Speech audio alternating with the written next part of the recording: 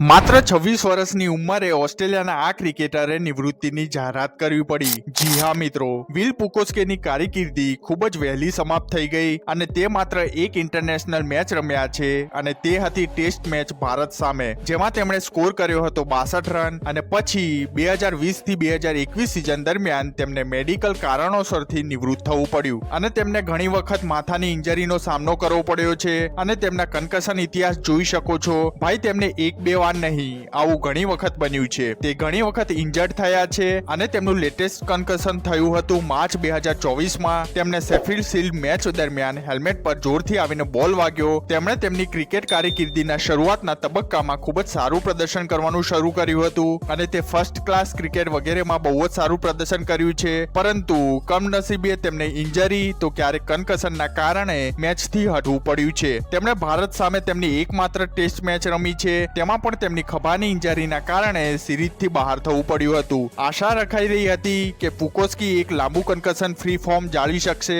જ્યારે ઓસ્ટ્રેલિયા ટોપ ઓર્ડરમાં એક લાંબા ગાળાના રિપ્લેસમેન્ટની શોધમાં હતા, પરંતુ આ થઈ શક્યું નહીં અને જેવું કે મેં તમને લોકોને જણાવ્યું, તેમને ઘણીવાર સમગ્ર કારકિર્દી દરમિયાન માથામાં ઇન્જરી થઈ છે, પરંતુ માર્ચમાં જે બન્યું તે ખૂબ જ ગંભીર હતું અને પરિણામે તેમને આ મુશ્કેલ નિર્ણય લેવો પડ્યો કે તેમણે આ રમત છોડવી પડશે। તે ખૂબ જ હાર્ટ બ્રેકિંગ અને દુઃખદ કારકિર્દી છે ભાઈ, કાશ તે થોડું વધારે રમી શક્યા હોત, પરંતુ દુઃખની વાત એ છે કે તેમણે તેને છોડી દેવું પડશે પોતાના સારા માટે।